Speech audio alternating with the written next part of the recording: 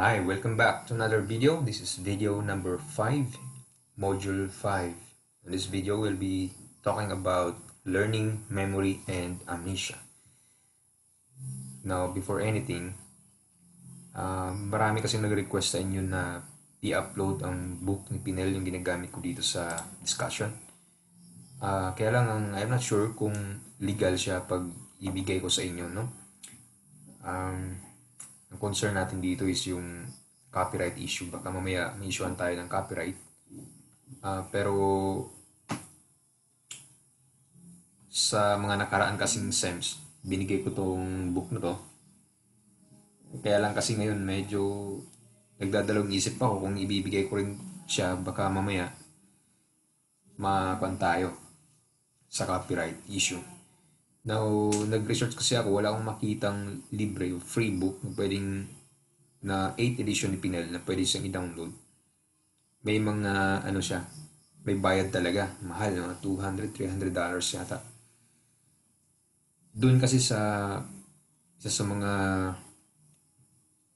tawag dito, batayan para pwede kang kasuhan ng copyright ay kapag binigay mo na free yung book, kung saan ay magre-resulta ito dun sa pagkawalan ng sales sa part ng publisher and author. So kung ibibigay natin siya ng free, so in short, hindi sila kumita sa atin. Although ginamit natin ito sa education. Yun ang hindi ako sigurado. Kaya hindi ko pa alam kung i-upload ko ba siya or hindi na talaga. Kung meron man sa inyo na may nagkaroon ng copy ng book ni Pinel, 8th edition man yan, 9 or 10, actually similar lang yung mga yan, bahala na kayo mag-distribute sa inyo, no? Sa inyong mga magkaklase kung meron man. Ako kasi medyo alanganin ako. Kasi maraming kwan ngayon, lalo na uso na ang online classes. So medyo kumukuha yung mga ganong issue ng copyright. Medyo seryoso siya sa mga panahon na to. Kaya hindi ko pa na-i-upload yung book. Yun yung dahilan. Na kung hindi man may upload yung book, ako naman sa part ko, wala naman akong binibigay na questions sa exam na hindi ko diniscuss. So in short, yung mga topics or mga parts ng book na hindi ko diniscuss, hindi rin yung kasama sa exam or quiz. So kung nanood ka ng video at meron kayong module, sapat na yun para masagutan ninyo ang exam. So, sa part na yan, medyo wala akong gaanong magagawa.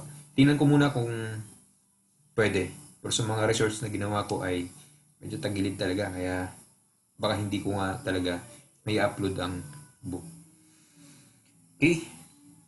So, let's proceed. So, this is module 5. About learning, memory, and amnesia. So ito yung isa sa pinaka-interesting topics sa biopsychology. No, dating sa memory and learning. Now, kung familiar kayo sa concept na brain or yung tinatawag na plasticity, no, the brain plasticity. So ang utak ay hindi siya isang bagay na mananatiling ganyan lang, kung hindi ang utak ay isang plastic.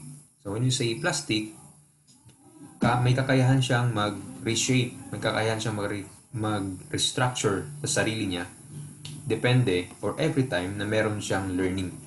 So learning and memory ay dalawang mag-ibang proseso yan. So learning, ito yung pagkakaroon ng restructuring sa brain. So every learning na meron ka, natutunan ng bagay, nagkakaroon siya ng bagong connection sa brain. Okay, so isipin mo na lang ganito yan. Every learning, every bagay na natutunan mo, nagkaroon siya ng pagbabago dun sa structure, dun sa physical structure ng neurons, dun sa brain mismo. So, mga neuroscientists nga, sabi nga nila, pwede kong sabihin na kanina, before ka nanood ng video na to, ng module na to, iba ang structure ng brain mo. Iba ang neural structure ng brain mo kumpara mamaya after mo mapanood ang video na to. Bakit? Kasi nagkakaroon ka ng bagong learning. So, meron kang bagong natutunan, nagkakaroon ngayon ng restructuring dun sa neurons ng brain. So, ganun ka-plastic ang brain. Hindi to plastic na yung pambalot ng isda sa palengke. Plasticity meaning na nagre-reshape siya, nagbabago-bago yung kanyang structure para i-adapt yung bagong learning. Okay? So, isang learning, nagkakaroon ng mga bagong connection ng neurons.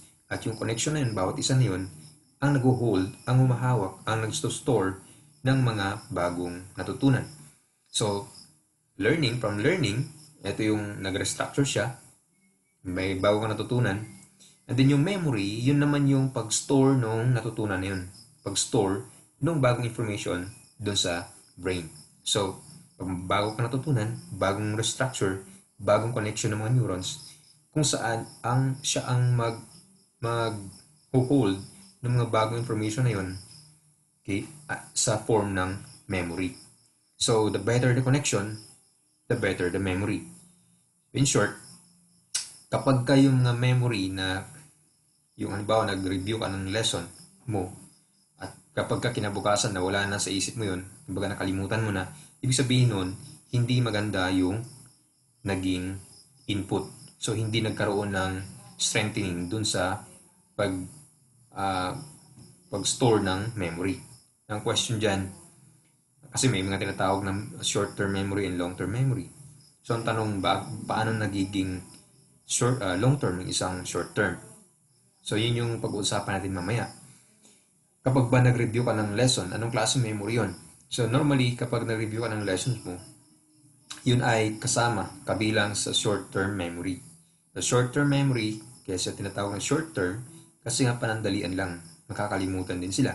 Ang question dyan ay, paano mo magagawang long-term ang isang short-term memory? In short, paano mo mako-convert into long-term memory ang short-term memory?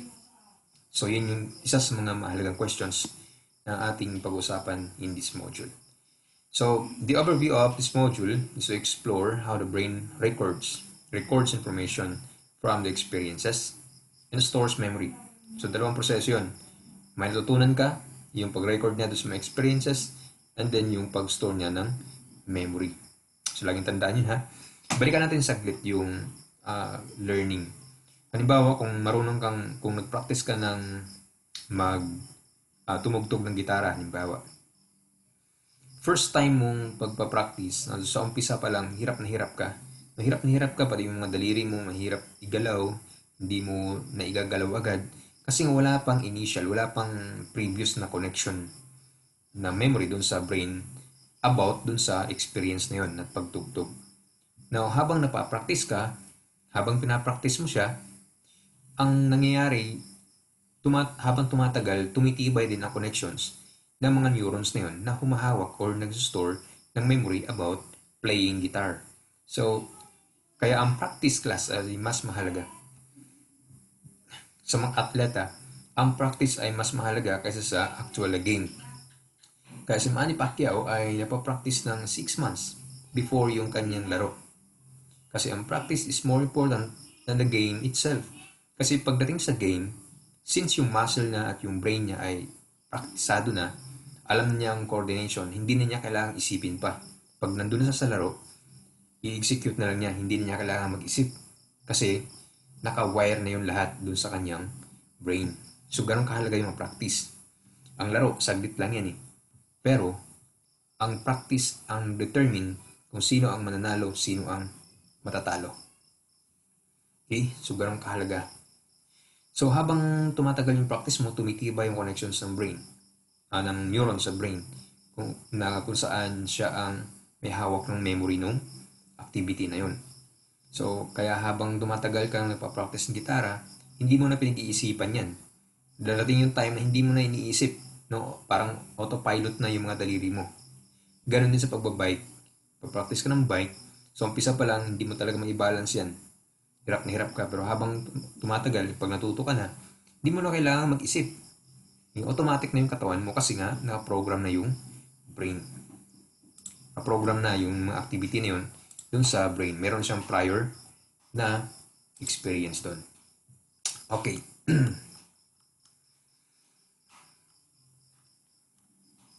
Oops, nawala. Okay. So the objectives of this module is to understand how brain works, store information, and apply some steps to keep your brain healthy. No? So, ano ba dapat mong gawin para maging healthy, manatiling healthy ang utak? No, isipin mo class, isipin ninyo na ang utak ay para din siyang muscle. Na kapag hindi siya nagagamit, ay lumalaylay siya. Parang muscle. So kung gusto mo na manatiling matalas, manatiling mabilis ang pag-iisip mo habang kahit tumatanda ka na, kailangan mong mag-engage dun sa cognitive demanding tasks. Halimbawa ay mga puzzle. Sasagutan ng mga puzzle, yan yung, or maglalaro ko ng chess. Yan mga laro na yan, yung mga activity na yan, ay makakatulong para manatiling active yung brain. Kasi pag hindi mo nagagamit yan, ay talagang kakalawangin, no? Okay. Now, kailan ba naumpisahan?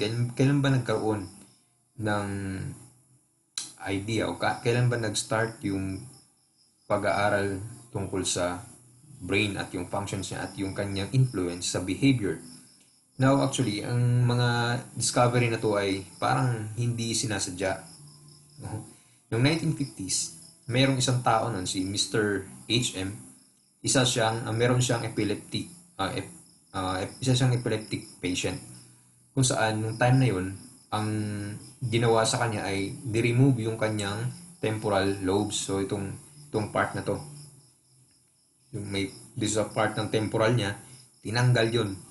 Ang purpose nun ay para tanggalin para mabawasan yung kanyang seizures.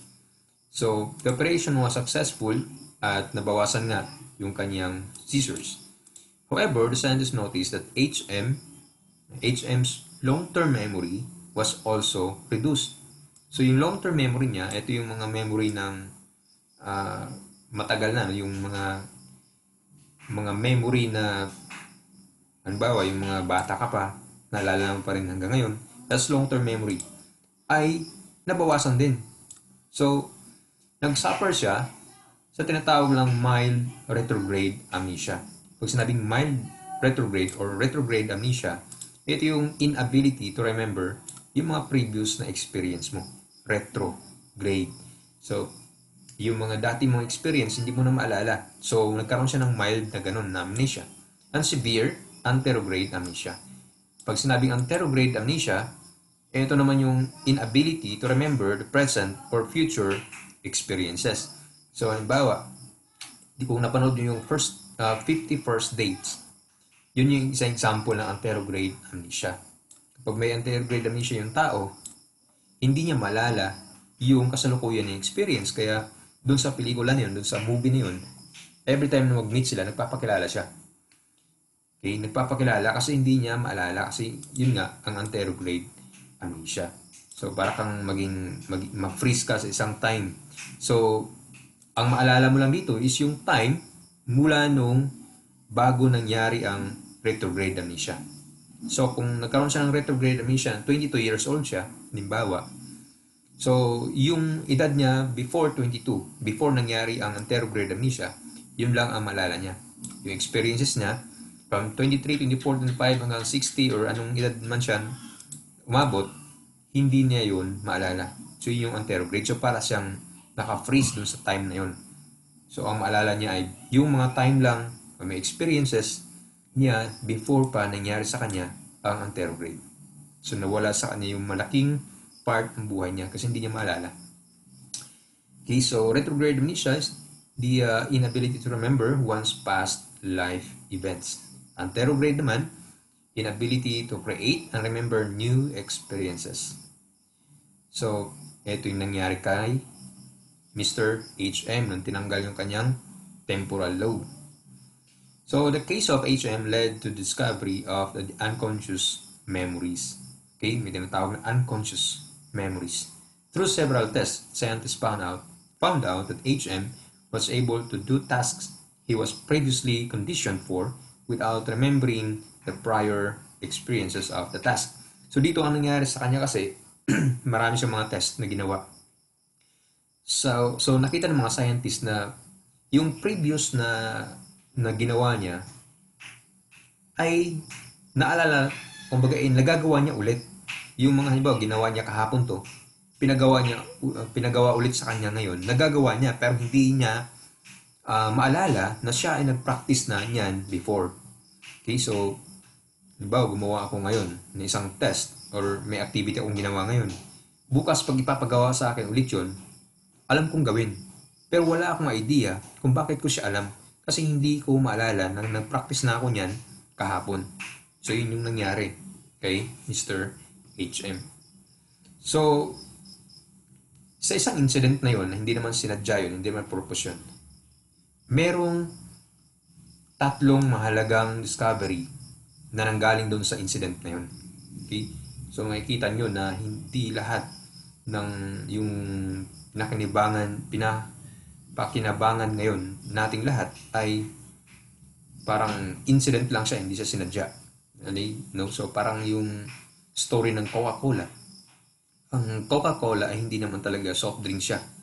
Ang purpose dati niya ay yung pinaka-main purpose niya ay gumawa ng alak. And then, nagkamali ng formulation yung chemist nila. Instead na isang alak, isang soft drink ang nagawa. So, yun ang pinagmula ng Coca-Cola. So, yung mistake sometimes ay isang grasya. Kumbaga, okay? Ikaw ba? Ibang mistakes mo ba ay grasya ba? I don't know. No? So, tingnan nyo lang. Baka nga, huwag nyo isipin agad pag nagkamali ka, malas na to. Hindi ganun.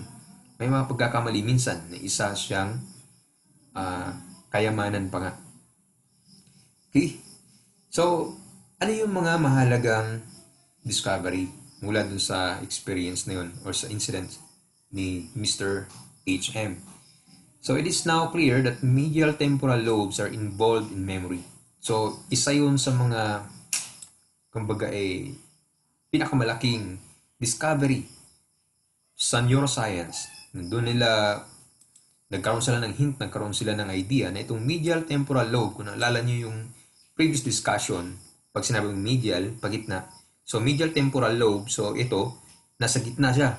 Kasi temporal lobe or medial temporal lobe are involved in memory.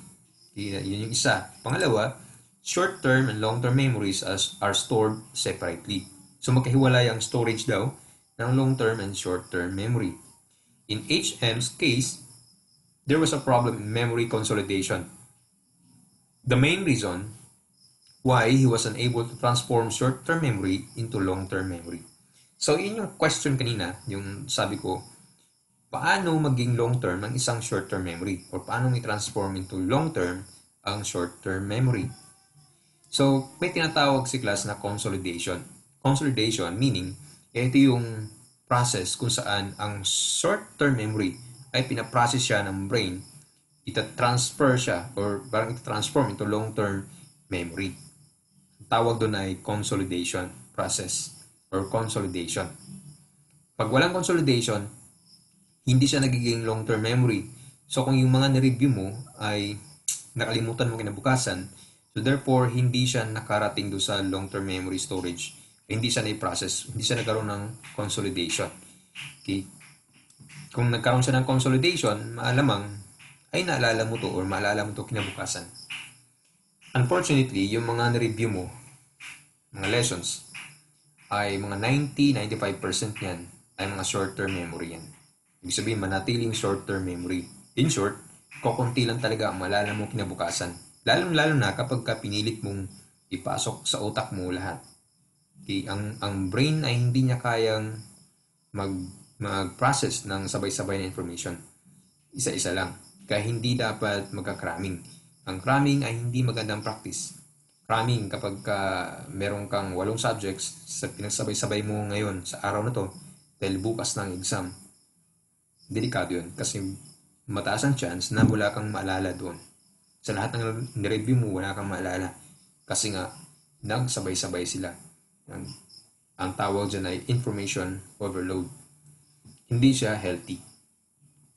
Okay. Next. Memory may exist, but a person may not be able to recall it. Okay, so HM was not able to remember his prior practice of the tasks. Explicit versus explicit memories. So ito yung unconscious memories, no? So when we say explicit memories, it pertains to the conscious memories. So ito yung alam mo. Okay? Halimbawa, kung nag-practice ako ngayon, bukas pag ginawa ko to, alam ko na nag-practice ako kahapon. Okay, so yun yung explicit memories. Implicit memories or unconscious memories, ito yung hindi mo alam na meron ka ng prior experience dyan. Yung katulad kay HM, meron na siyang mga previous experience, mga practice ng mga nakaraan. Pero nung ginawa niya yung bagay na yun, yung pin-practice niya, alam na alam niya pero hindi niya alam, wala siyang idea na nakapractice na siya ng same experience na yun.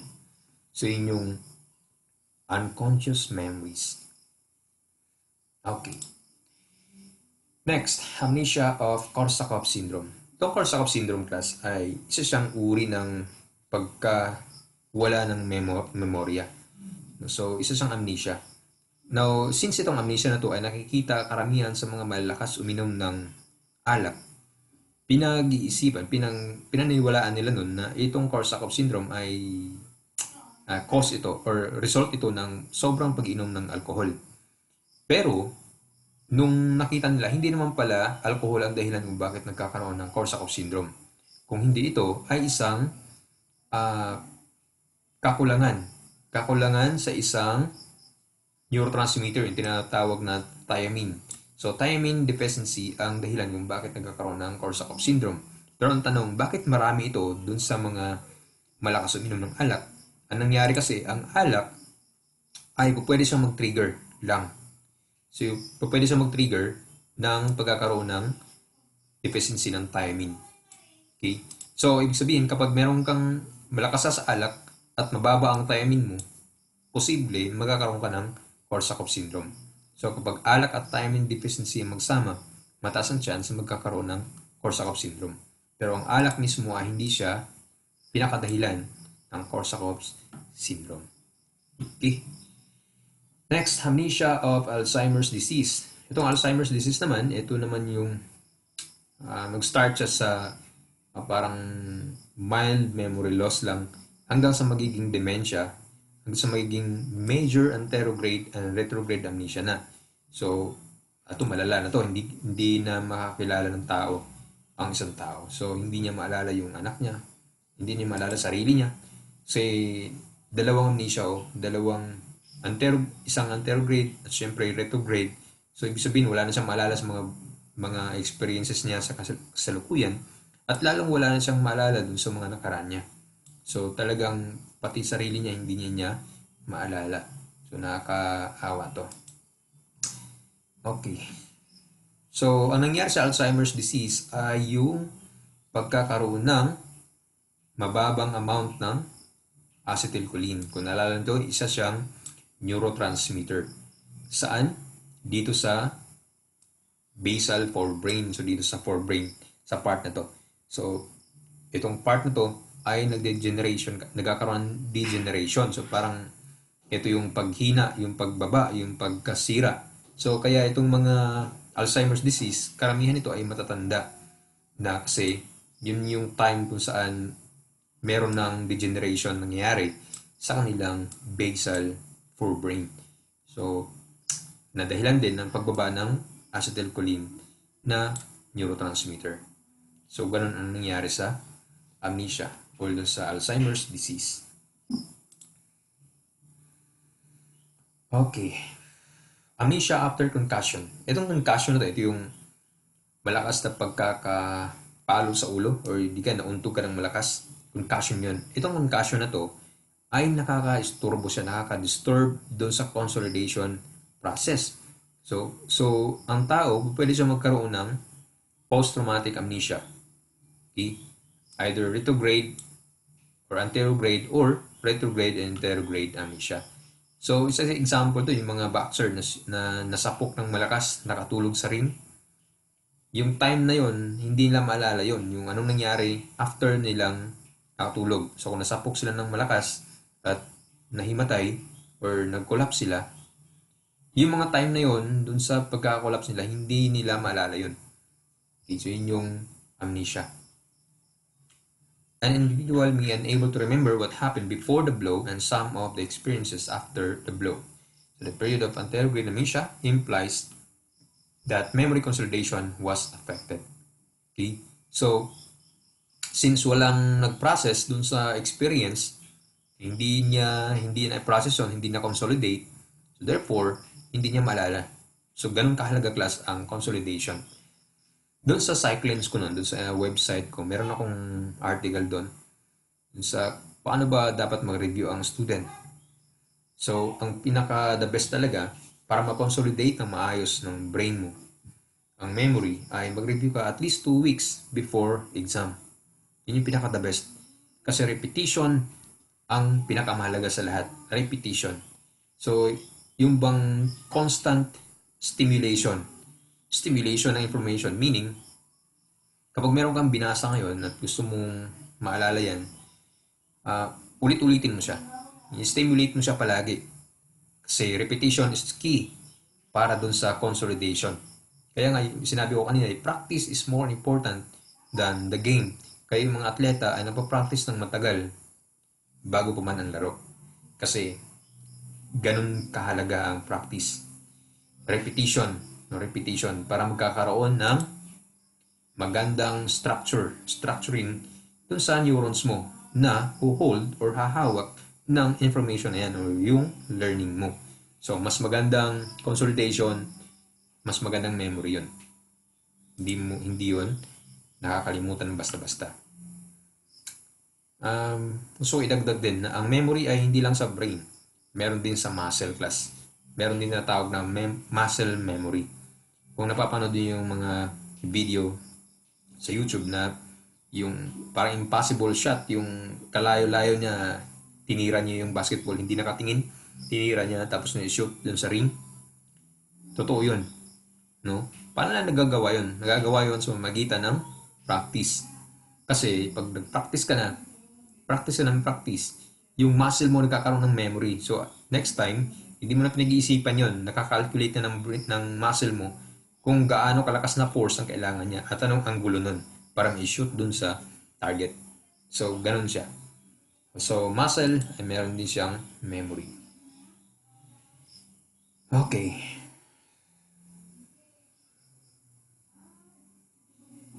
Gradients of retrograde amnesia and memory consolidation. So, it was found that concussion disrupts memory consolidation. So, yung pagkabunggo ng malakas, yung pag pinalo sa ulo, nagkakaroon siya ng disturbance dun sa consolidation or the storage of recent experiences. So, Hebb's theory stated that memories are stored in the short term by neural activity. However, during this process, the short-term memory is vulnerable to any disturbance. So, pag nasa consolidation process, kaya nga, iba naalala ko nun, pagka inutusan ako ng nanay ko, ito yung bibili mo, 3 ha, huwag mong kalimutan, kaya bit-bit mo yung pera. Habang naglalakad ka, sige, memorize ka ng 3 na yun. Tapos biglang nadapa ka. Tapos nawala pa yung pera na hawak mo, hinanap mo yun yung pera mo. Ngayon, nung nahanap na yung pera mo, hindi mo na maalala ngayon yung bibilhin mo. Kasi nga, hindi siya nagkaroon ng consolidation. Parang nasa process ka pa lang ng pag-consolidate yung utak, na-storbo siya dahil na nagkaroon ka ng isa pang experience yung pagkadapa. So, nagkakaroon ng disturbance ngayon. Okay? So, kaya nga sinasabi nilang kapag ang girlfriend mo ay maganda at ikaw ay alanganin, pagsuotin mo siya ng helmet, baka mamaya pag nauntog yan, matauhan, sasabihin niya, oo nga no, bakit ko siya sinagot alangan yung mukha niya. So, kailangan niya muna magpahilot or kailangan niya muna magpatawas. No? So, ingat. And always be happy. Okay, so as a result, interference with the activity prevents memory consolidation. Some of the interferences include blows to the head and electroconvulsive shock. Itong electroconvulsive ay parang hindi naman yata ginagamit ito ngayon. Pero dati kasi ito yung pinanggagamot nila dun sa mga merong mga tawag dyan, yung mga tinatawag nating baliw. No? So, sa ospital nila noon, kinukuryente. Itong electroconvulsive, masakit kasi to. Kuryente to sa ulo, tapos ang pasyente, lalagyan nila ng parang rubber doon sa bibig niya para pag kinuryente nila ulo na ganyan, ay kaagatin niya yung sobrang sakit kasi. No? So, hindi ko lang alam kung meron pa rin to hanggang ngayon. Ginagamit pa rin siya. Alam ko hindi na to ginagamit. Hindi ko lang din alam. Baka nga ginagamit pa. Okay. So, hippocampus and consolidation. HM was found to have retrograde amnesia. This led to the assumption that the hippocampus stores memories temporarily, as stated in the standard consolidation theory. Or maybe that the hippocampus stores memories permanently and those memories become stronger over time. Hindi ko pala na ibaba ito. Okay, so dito sa standard consolidation, naniwala ito na isang theory siya. Naniwala siya na yung hippocampus ay storage ng mga short-term memory. So, kung storage siya ng short-term memory, nasaan ngayon ang storage ng long-term memory? Hindi malinaw dyan sa theory na yan. Basta ang sabi niya ay maaaring kapag tumagal ang memory dyan sa short-term, dyan sa hippocampus ay magiging stronger siya over time. Sa ibang theory naman, dyan sabi nila na merong talagang lugar ang long-term memory. Meron mang iba na lahat ng parts ng brain, kumbaga lahat ng area ng brain ay lalo sa cerebral cortex ay responsible sa mga memory storage. Pero wala pa talagang sakto, no? So, yun yung isang mga palaisipan pa rin hanggang ngayon. So, parang nakarating na ang tao sa buwan, sa Mars, pero hindi pa niya lubusang naintindihan ang sarili niyang utak. May tanong ako nga dyan eh. Maintindihan ba ng utak ang sarili niya? Maintindihan kaya ng sarili niya? Maintindihan kaya ng utak ang sarili niya? So, pag inisip mo yung kakayahan ng utak mo, yung power ng brain mo, maintindihan mo kaya? Hindi ba? Kasi ang utak mo din ang gumagawa ng parang rationalization. No? So, paano niya inintindi yung sarili niya? Hindi ba? Pero kasi share pala noon, meron akong article noon na nabasa, isang neuroscientist yung nagsulat noon. Meron doon, sabi niya, bakit nga daw, or paano daw ba nag-save ng memory or nag-store ng memory ang brain. Ang sabi niya na ang brain daw ay parang tinuturing niya parang cabinet yung brain. So sa loob ng cabinet niya may drawer dyan at yung drawer na yan merong mga folder na nakatago dyan. Now, kaya niya nasabi yun dahil dun sa study niya kasi parang binigyan niya ng explanation yung halimbawa kung tayo, nagmamadali tayo, halimbawa ikaw yung bit-bit ka o yung nanay mo na lang may bit-bit siya galing palengke tapos bigat na siya, nasa gate na siya ng bahay. Ngayon nakalock yung gate. Ang ginagawa ng nanay ay nagtatawag siya ng mga anak niya, no? Nagtatawag siya ng mga anak niya. Ngayon, sa halip na itong panganay ang natawag niya, itong bunso ang natawag niya. Ewan ko kung meron kayong ganung experience, pero madalas meron mga tayo kapag kakuan. Hindi naman siya yung ating tinatawag, pero siya ang natawag natin. Pero yung tao na yun ay ano pa rin siya, kumbaga kamag-anak natin, close sa atin. Ang paliwanag niya ay ganito. Since ang brain daw kasi pag nag-save siya ng information, nag-store siya ng information, ang ginagawa niya, parang ginugroup niya yung mga information na yun. Halimbawa, yung mga pangalan ng mga anak ng nanay, mga kakapatid, since sila ay related sa bawat isa, related sa isang family, yung nanay at yung mga anak niya, yung mga names na yun ay nakalagay lang dun sa bawat folder na isa lang ang storage, isang drawer lang kumbaga. Kaya yung nanay na madali na magtawag ng pangalan, since maraming folder dun, instead na hugutin niya yung pangalan ng panganay na tinatawag niya, ang nahugot niya ay yung isa, nakatabing folder. Kasi magkasama sila na folder. Kaya yun daw ang dahilan kung bakit minsan natatawag natin yung pangalan na hindi naman natin tinatawag.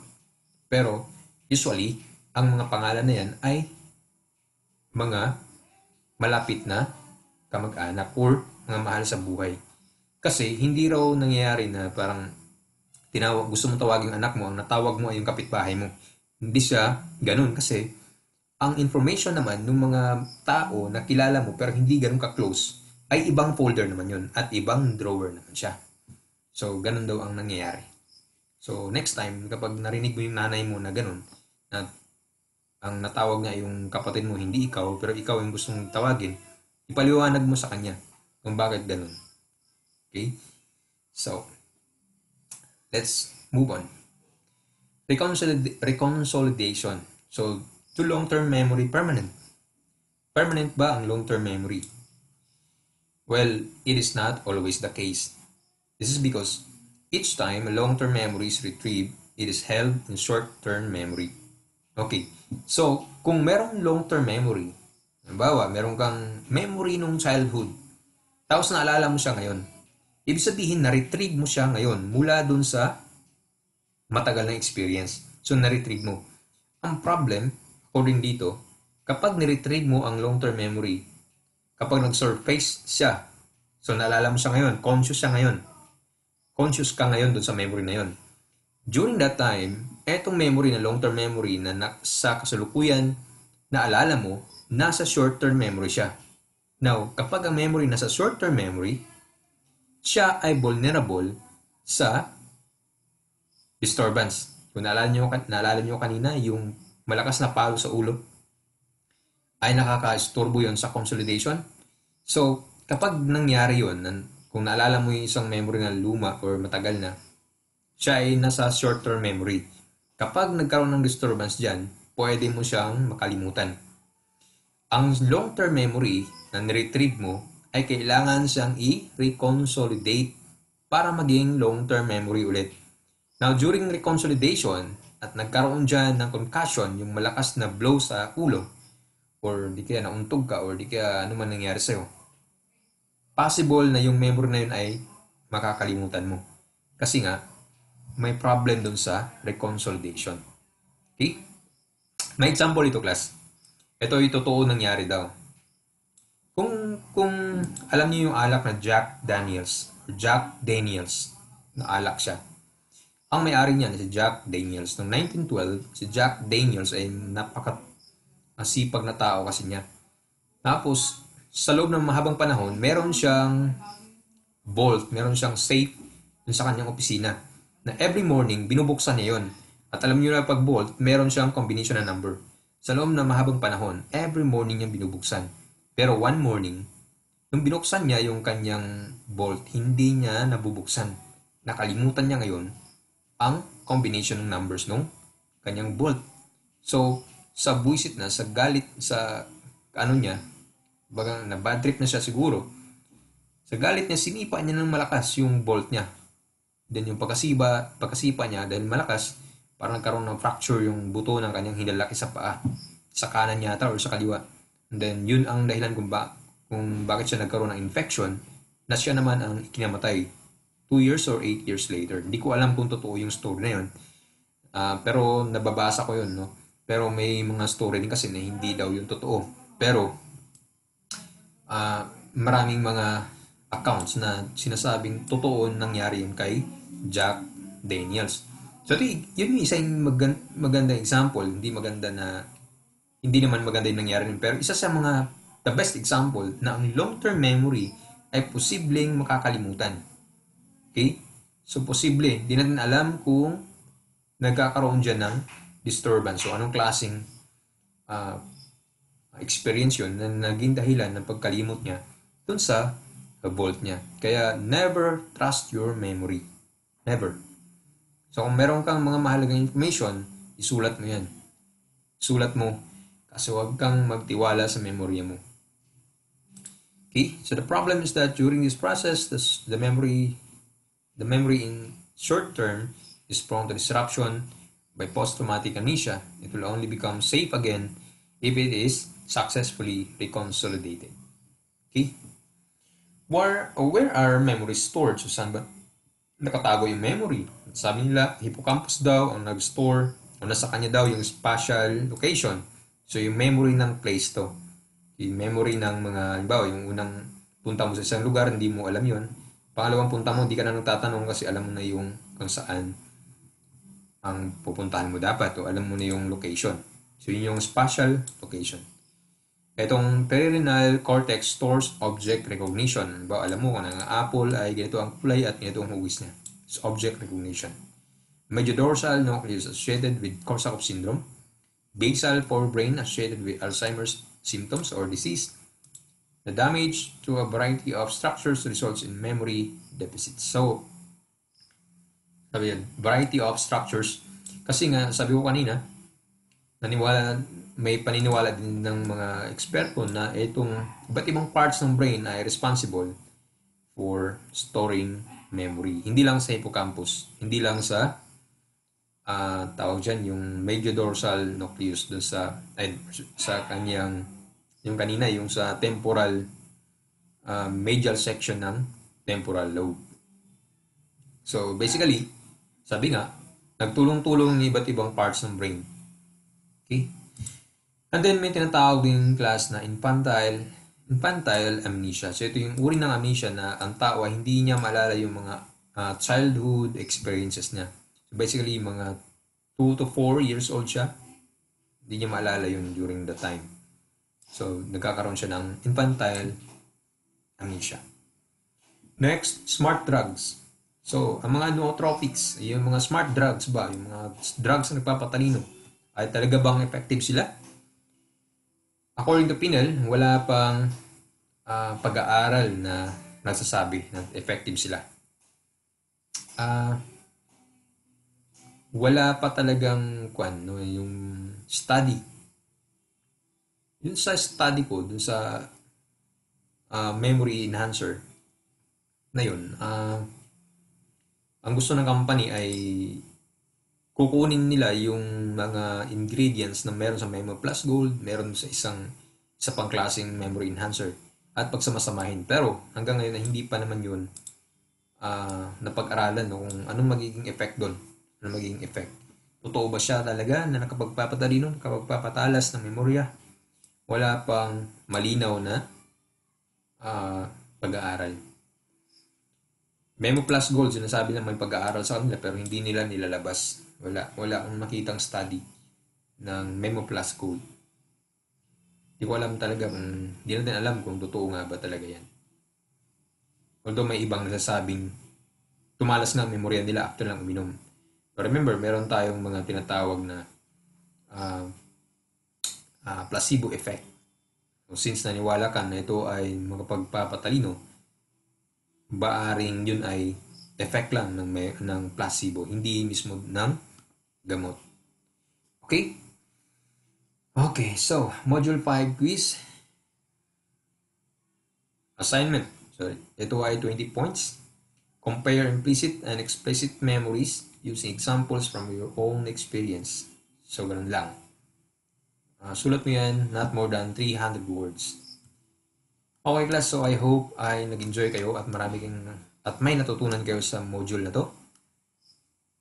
Tulad ng dati, I never say goodbye, but I say keep safe, always be happy, smile, and see you in the next video.